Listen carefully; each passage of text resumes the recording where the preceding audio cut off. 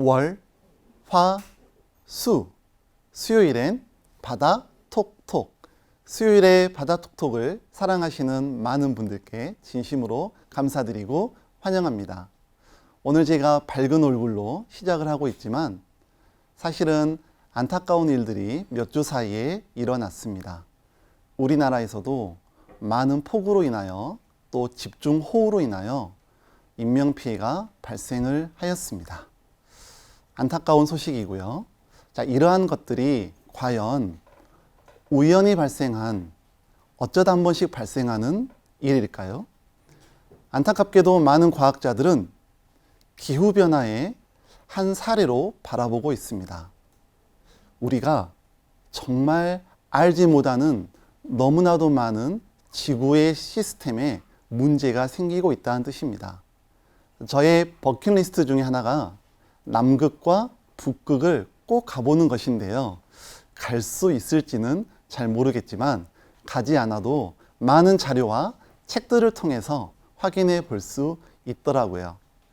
더 이상 참지 않는 극지의 변화라는 주제로 오늘 여러분과 함께 같이 극지에서 발생하고 있는 기후변화의 여러 가지 이야기들을 풀어보고자 합니다. 어렵지 않으니까요. 잘 따라와 주시면 좋겠습니다. 오늘 강의를 하는 저는 태봉초등학교 수석교사 손준호 박사입니다. 그러면 준비가 되셨습니까? 시작하겠습니다. 제가 첫 번째로 가져온 이 사진은 제 기억이 맞다면 2004년경에 우리나라에 소개가 되었던 투모로우라는 영화입니다. 여러 가지 일들이 많이 벌어지는 놀라운 광경들을 볼 수 있는데요. 특별히 제가 자유의 여신상 사진을 가지고 왔습니다. 자유의 여신상이 해수면의 상승으로 인하여 물에 잠기는 모습들, 파괴되는 모습들을 볼 수 있는데요. 사실 저는 개인적으로 그 장면보다도 지금 보고 계시는 저 장면을 기억하고 있습니다. 이 영화의 첫 시작은 남극으로부터 시작이 됩니다. 등장인물은 남극에서 기후변화를 확인하기 위하여 아이스코어, 얼음 기둥을 시추하고 있습니다. 그런데 어떤 이유에서는 모르겠지만 그 남극이 갈라지면서 결국은 등장인물이 위험에 처하게 됩니다. 그 뒷이야기 매우 궁금하시죠? 더 이상의 스포일러는 하지 않겠습니다. 꼭 한번 봐보시고요. 핵심은 남극이라는 겁니다. 이 영화의 첫 출발이 극지방으로부터 출발을 했습니다. 이때가 2004년이라면 많은 과학자들이 그때도 극지방에 대해서 많은 연구를 하고 있었다는 겁니다. 왜 2000년대 초반에 극지역에 대해서 생각을 하고 있었을까요? 아마도 우리는 이제야 느끼고 있지만 과학자들은 극지역의 기후변화가 심각해지고 있음을 어쩌면 알고 있었는지도 모르겠습니다. 그래서 제가 오늘 여러분들께 극지역에 대한 이야기를 하려고 하는 겁니다. 먼저 여러분들께서 꼭 알아야 될 남극과 북극의 차이를 한번 소개해 보려고 합니다. 남극과 북극에 대한 차이를 이해하려면 오늘 시간이 끝날 때까지 해도 너무나도 차이가 많이 나기 때문에 설명할 시간이 부족할 겁니다. 하지만 오늘 강연을 위해서 꼭 알아야 될 거, 화면에 보시는 것처럼 남극은 그렇습니다. 대륙입니다. 남극점이 대륙에 있고요. 북극점은요, 그럼요, 바다에 있습니다. 그래서 우리가 그냥 남극 대륙, 어떤 분들은 북극 대륙이라 말을 쓰기도 하던데 그렇게 쓰기보다는 남극에는 대륙이 있다, 북극은 바다에 있다, 이렇게 생각하시면 오늘 강의를 들을 때 많은 도움이 될 겁니다. 여기서 잠깐, 남극과 북극이 차이가 있다면 남극과 북극에서 생기는 얼음 또한 차이가 있을까요? 없을까요? 네, 차이가 있을 겁니다. 생각 한번 해보실까요? 어려운 이야기가 아닙니다. 남극은 대륙이잖아요. 대륙에서 발생하는 얼음과 북극은 바다잖아요.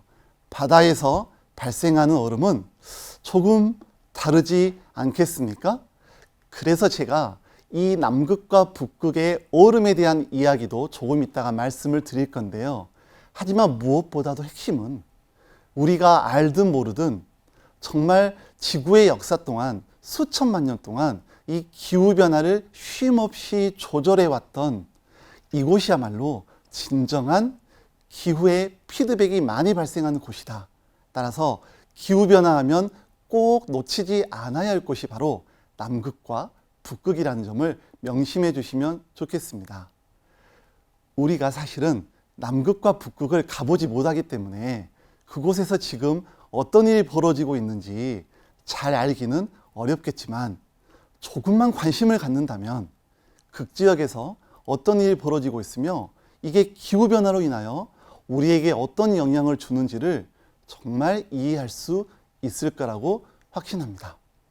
그렇다면 남극과 북극에서 생기는 얼음에 대한 차이를 조금만 더 알아보도록 하겠습니다. 보시는 화면처럼 빙하와 해빙으로 제가 나누어 놓았습니다. 딱 봐도 물론 크기도 다르지만 색깔도 조금 다른 것을 확인할 수 있습니다. 그렇다면 빙하란 무엇일까요? 방금 전에 말한 것처럼 대륙에서 생겼다고 보시면 됩니다. 하늘에서 눈이 내려오고 그것들이 녹고 얼고 녹고 얼고를 반복하면서 생긴 거죠. 바다와는 상관이 없는 겁니다. 그래서 우리가 남극의 빙하, 남극 대륙하면 빙하를 떠올리면서 그린란드까지 같이 한번 생각해 볼 수 있잖아요. 지구상에서 가장 많은 민물이 존재하는 곳, 바로 이곳입니다. 남극의 빙하라고 볼 수 있겠습니다. 좀 이해되셨죠? 그렇다면 북극으로 넘어가겠습니다.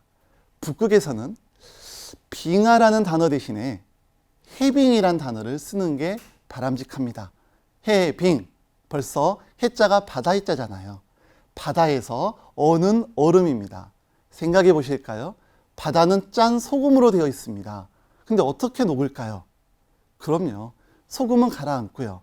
순수한 물만 얼겠죠. 물론 얼음의 두께에 따라서 빙하도 여러 가지 명칭으로 쓰곤 하지만 오늘 강의에서는 거기까지는 아실 필요는 없을 것 같습니다. 핵심, 남극에서는 빙하, 북극에서는 해빙. 이도 저도 헷갈리십니까? 얼음. 이 정도로 구분하시면 어떻겠습니까? 하지만 제가 강의할 때는 빙하와 해빙을 조금 구분해서 사용할 테니 이해해 주시면 좋겠습니다. 보고 계신 화면은 1979년 빙하의 모습입니다. 제가 했던 말 중에 틀린 말이 있습니다. 어떤 말이 틀렸습니까? 그렇죠. 북극이니까 빙하라고 말하기보다는 해빙이 맞겠죠. 1979년 해빙의 모습입니다. 1979년의 해빙을 지금부터 잘 한번 관찰해 보시죠. 3, 2, 1. 감사합니다. 이번에는 2005년도의 북극의 해빙입니다. 3초간 관찰하겠습니다. 3, 2, 1. 감사합니다. 어떠신가요? 두 개를 확인해 보시니 1979년의 북극의 해빙과 2005년도의 북극의 해빙의 면적 차이가 나지요? 그렇습니다. 점점 시간이 지날수록 북극의 해빙이 녹아가고 있다는 겁니다. 얼음이 녹는다, 해빙이 녹는다, 좀 안타까운 일이에요. 해빙이 녹는 것이 어떻게 그렇게 우리의 일상생활에 큰 영향을 미치가네 우리가 이렇게 안타까워하는가. 저는 개인적으로 해빙을 공부하면서 많은 생각을 하게 되었습니다. 저도 지금 옷을 입고 있는데요. 여러분, 옷을 왜 입으시나요? 그럼요. 공기와 저의 살이 직접 닿는 것을 막아주고 저의 몸을 보호하기 위하여 옷을 입고 있습니다. 그렇다면 해빙은 어떤 역할을 할까요? 바다 위에 해빙이 있잖아요. 덮고 있습니다. 그럼요. 하늘에 있는 대기와 그리고 바다에 있는 이 바닷물 사이를 해빙이 덮고 있잖아요. 바다와 하늘의 상호작용, 직접적인 열 교환 등 많은 상호작용을 극지역에서 할 수 있는데 그것들의 조절 인자가 바로 해빙이라는 겁니다. 그래서 극지역에서의 기후변화는 사실 해빙의 양과도 밀접한 관련이 있다고 해도 과언이 아닐 것입니다. 해빙, 이러한 해빙이 조금씩 줄어들고 있습니다. 지금 시점에서는 상당히 많은 부분 녹았습니다. 그런데 간혹 지구의 평균의 온도가 상승하는 정도가 느려졌기 때문에 지구온난화 혹은 이로 인한 기후변화가 발생하지 않고 있다. 이제 옛날로 돌아가서 지구가 원위치가 되고 있다. 자정 능력이 강화됐다. 기타 등등의 말들을 하는 분들이 계시더라고요. 정말 지구의 평균 온도의 상승이 느려지면 기후변화를 걱정하지 않아도 되는 겁니까? 이렇게 북극에서 해빙이 녹아가는 모습을 보고 있는데 정말 지구의 평균 온도가 상승하고 있지 않다라고 주장할 수 있을까요? 자, 이것에 대한 근거 자료로 제가 여러 기사들을 가지고 왔습니다. 자료를 보시겠습니다. 제가 읽어보겠습니다. 바다는 예측보다 더 많은 열을 흡수한다. 자, 열을 흡수한다는 말을 썼고요. 열받은 바다 1년간 1초당 1.5리터 주전자 무려 7억 개를 끓일 수 있는 열이 추가가 됐다. 최고로 열받은 바다 이상 기후로 되갚는다. 여러분, 이 신문 기사의 내용이 너무 자극적입니까? 아니요. 지금 바다에서 일어나고 있는 정말 끔찍한 현상을 그나마 정제하여 기사 제목으로 내보낸 겁니다. 아마 여러분이 바다에 살고 있는 물고기나 기타 생물이었다면 살려달라고 아우성치고 있을 겁니다. 바다가 지금 너무 많은 열을 흡수한 겁니다. 지구의 평균 온도가 느려졌다고요? 그런다고 해서 지구의 평균이 온도가 올라가지 않는다고요? 아니요. 그 많은 열들이 지금 바다에서 축적되고 있다는 겁니다. 여러분의 이해를 돕기 위해 제가 그림을 가지고 왔습니다. 혹시 라면 좋아하시나요? 저도 엄청 좋아하거든요. 여러분은 집에서 라면 끓일 때 왼쪽에 있는 냄비를 쓰시나요? 오른쪽에 있는 솥단지를 쓰시나요? 네, 저희 집은 솥단지가 없어서 먹고 싶어도 못 하는데요. 왼쪽에 있는 냄비를 사용할 가능성이 많으시죠. 왼쪽에다가 물을 넣고 끓이면 순식간에 끓어오릅니다. 물론 식기도 하고요. 자, 오른쪽에 있는 솥 같은 경우는 물이 끓어오르는 속도가 상당히 느립니다. 하지만 식는 속도 또한 느린 거잖아요. 그렇습니다. 제가 이 두 사진을 가져온 까닭은 여러분들께 대기와 바다의 특성을 비교하기 위함입니다. 아까 제가 말한 것처럼 지구의 평균 온도 상승이 느려진다고 해서 정말로 지구의 평균 온도가 낮춰진 게 아니라는 겁니다. 지금 그 많은 열들을 바다에서 지금 천천히 흡수하면서 많은 열을 축적하고 있음을 꼭 기억하셔야 합니다. 지구의 열이 바다에 축적되고 있는데 1990년대 이후로 수심 700m 이내에 많은 열을 흡수하고 있음이 과학적으로 밝혀지고 있습니다. 이외에도 더 많은 과학적 근거들은 우리의 상상을 초월하는 결과들입니다. 지구의 평균 온도의 상승이 느려졌다? 속지 마세요. 지금 바다가 그 많은 것을 흡수하고 있다는 겁니다. 그러니 얼마나 바다가 뜨거워지겠습니까? 지금 그래프를 보시면 검정색 그래프 같은 녀석이 있습니다. 그것이 바로 관측된 지표의 온도 변화입니다. 자, 땅의 지표의 온도 변화가 저렇게 급상승하고 요동을 치고 있는데요. 자세히 보시면 아래쪽에 녹색이 있거든요. 자, 녹색 같은 그래프를 보면 사실 자연만을 고려한다면 땅의 온도가 그렇게까지 올라갈 수는 없다라는 뜻이에요. 중간에 보면 인간이 들어갑니다. 인간이 활동하는 모든 것들 때문에 이러한 요인들을 고려해 보면 지구의 평균 온도는 급상승하게 되어 있습니다. 우리의 행동 하나하나가 지구의 평균 온도를 상승시키는 원인이 되고요. 그로 인하여 북극에 있는 해빙도 남극에 있는 대륙도 녹아가고 있는 원인 중에 하나가 된다는 점입니다. 언제까지 이렇게 녹아갈까요? 과연 우리는 먼 훗날 빙하나 해빙을 볼 수 있을까요? 걱정이 많이 됩니다. 이쯤에서 우리가 잘못 알고 있는 몇 가지 것들을 제가 좀 이야기해 보려고 합니다. 많은 사람들이 지구상의 모든 지역이 지구온난화로 인하여 똑같이 더워질 것이다 라고 말을 합니다. 그런데 실제로 온도를 측정해 보면요, 지구상의 모든 지역이 똑같이 더워지지는 않습니다. 얼핏 보면 지구가 더워지니까 같이 더워질 것 같잖아요. 우리가 알지 못하는 많은 인자 변인으로 인하여 어떤 부분은 온도가 올라가고요, 어떤 곳은 더 온도가 내려가기도 합니다. 대기, 해양, 생태계, 기타 등등의 원인으로 인하여 지역별로 온도의 변화가 다르게 나타나고 있는데요.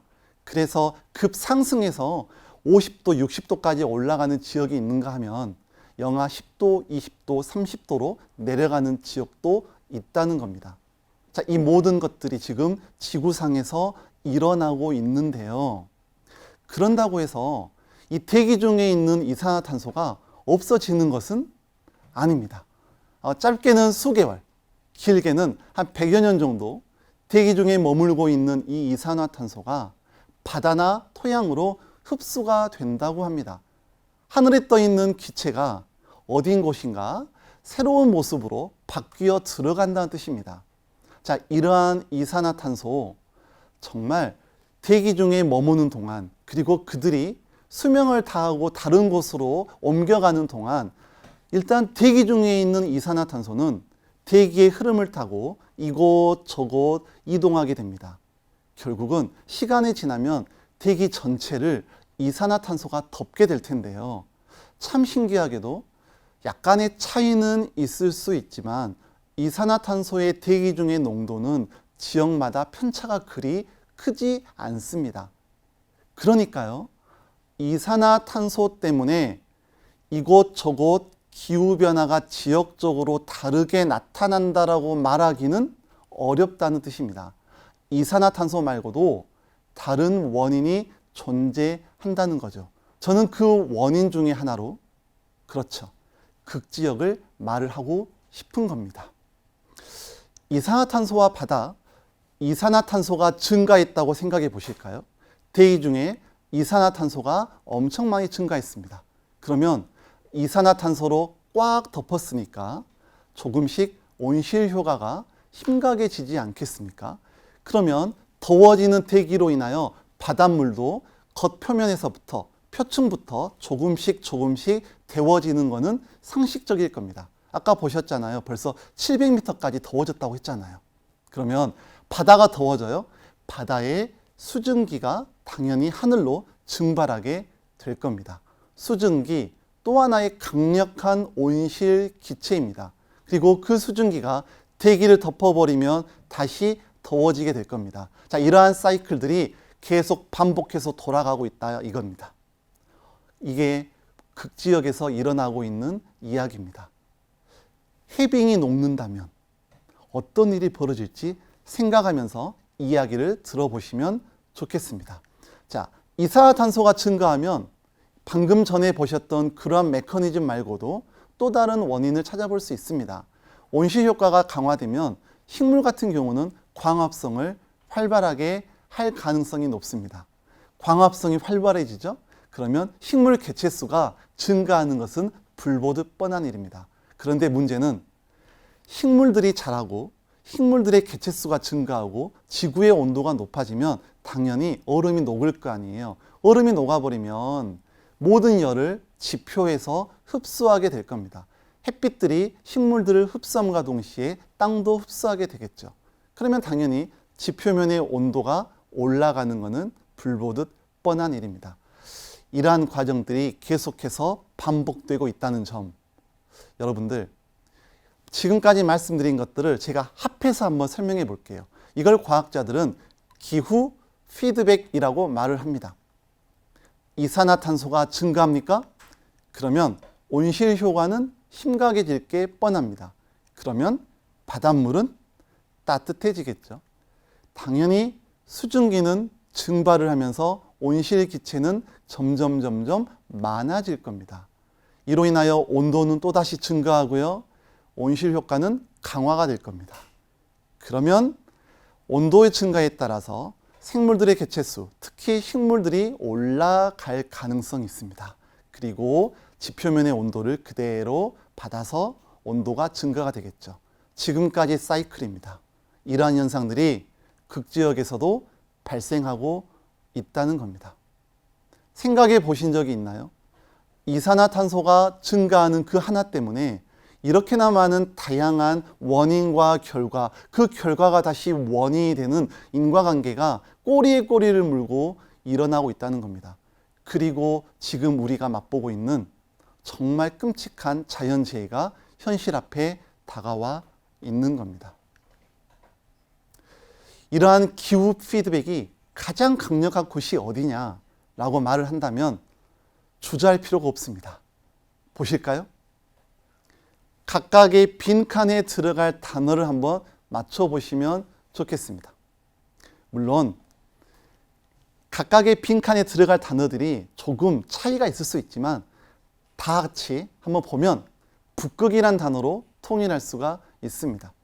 얼음이 없는 북극 여름, 북극의 바다 얼음, 2배 빠른 북극의 온난화의 범인, 이 모든 게 다 바로 북극이다라는 겁니다. 기후의 피드백이 정말 심하고 예민하게 발생하는 곳은 북극 극지방이라는 겁니다.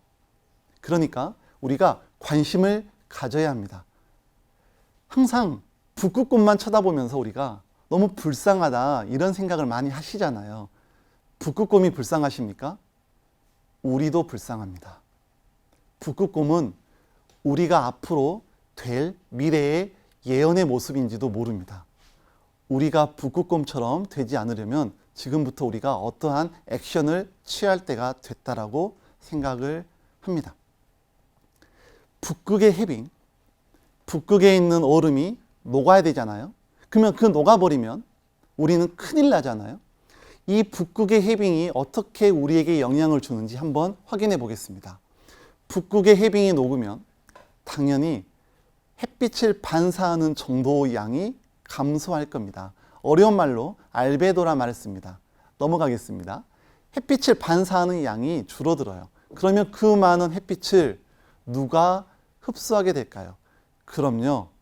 위에 덮고 있는 해빙이 사라졌기 때문에 다소 상대적으로 검푸른 바다가 드러나면 그것들이 다 열을 흡수하게 될 겁니다. 더 많은 얼음을 녹이고 더 많은 열을 흡수하기 때문에 이것들이 해빙을 녹이고 또다시 많은 악순환을 일으키게 될 겁니다. 더워진 바닷물은 해빙을 녹이게 되는 이 악순환이 계속해서 반복되는데요. 이 북극의 해빙에서 온도로 인하여 상승이 되면 이 북극의 온난화는 우리에게 생물의 활동이 또한 증가되는 어찌 보면 좋은 영향처럼 보이기도 합니다만 사실은 아까도 말한 것처럼 지표면 햇빛을 흡수를 강화하기 때문에 결국은 북극의 온도가 더 많이 상승하는 역효과로 작용하게 됩니다. 그러면 영구 동토층이 녹게 됩니다. 영구 동토층이라는 것은 땅 밑에 있는 영원히 녹지 않는 땅입니다.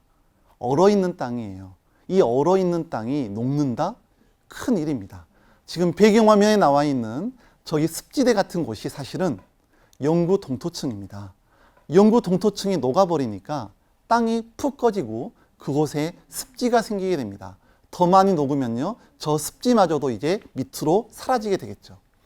영구 동토층이 녹으면 그 속에 있는 우리가 상상할 수 없는 엄청난 온실 기체와 기타 바이러스들이 다시 하늘로 올라오게 될 것입니다. 북극의 해빙은 이렇게 중요하게 됩니다. 영구 동토층에 대한 많은 경고의 메시지도 뉴스 기사를 통해서 확인할 수 있는데요. 영구 동토층이 녹으면 지반이 붕괴가 되고 그곳에 싱크홀이나 습지가 형성이 되면서 드디어 땅 속에 녹아있던 얼어있던 것들이 녹아서 올라오게 되는 거죠. 메탄이나 이산화탄소 등이 많이 배출되게 된다는 겁니다. 이 모든 것들은 온난화로부터 출발이 됐고요. 그것의 가장 큰 피해는 북극이라는 점을 기억해 주시면 좋겠습니다. 우리가 해빙에 관심을 가져야 하는 이유를 저는 3가지로 정리해 보았습니다. 첫째, 햇빛의 양입니다. 햇빛의 양이 반사되는 햇빛의 양이 줄어들면 결국은 다 흡수하게 되는 거거든요. 두 번째입니다. 바다가 가져야 할 열 에너지 보존입니다. 대기와의 접촉이 활발해지기 때문에 바다가 더워지면 대기를 다시 덥게 해줄 겁니다. 그리고 바닷물의 흐름 또한 유지시켜주기 때문에 이 해빙은 너무나도 소중한 존재입니다. 이렇게까지 해빙이 소중한지 여러분 알고 계셨습니까? 이제는 겨울철의 북극 해빙에 주목할 때입니다. 많은 뉴스 기사를 보면요, 여름철에 북극의 해빙이 줄어들었다고 안타까워합니다. 근데 그거 아시나요? 여름철은 당연히 얼음이 녹을 거 아니에요. 문제는 겨울철에 얼음이 많이 쌓여져 있다면 여름철에 녹아도 다시 겨울철에 얼음이 쌓일 거잖아요. 문제는 겨울철에 얼음이 많이 쌓이지 않는다는 겁니다. 왜요? 해빙이 오는 시점이 점점 늦춰지기 때문입니다. 그래서 이제는 우리는 겨울철 북극 해빙에도 관심을 가져야 한다는 겁니다. 이제 북극에 대한 이야기를 많이 했는데요. 또 하나의 사진을 보겠습니다. 왼쪽에 보시는 사진이 오존층의 사진인데요. 이게 남극에서 뚫린 오존층의 구멍입니다. 오른쪽 사진 또한 이거는 북극에서 발생한 오존층의 구멍입니다. 어찌됐든 우리 지구를 감싸고 있는 오존층의 구멍이 커지고 있다는 겁니다. 그거 아시나요? 당연히 남극에서는 오존층의 구멍이 커질 수밖에 없습니다. 왜냐고요? 남극이 상대적으로 북극보다는 더 추우니까요. 이산화탄소와 같은 온실기체가 하늘로 올라가면 날씨가 춥기 때문에, 기온이 낮기 때문에 다른 어떠한 물질과 교환하지 않고 변하지 않고 그대로 오존층까지 올라가서 오존층을 파괴하는 효과가 있습니다. 그러니까 남극이 커지는 것은 예상했던 거예요. 그런데 북극이 오존층의 구멍이 또 커진 때가 있었다는 겁니다.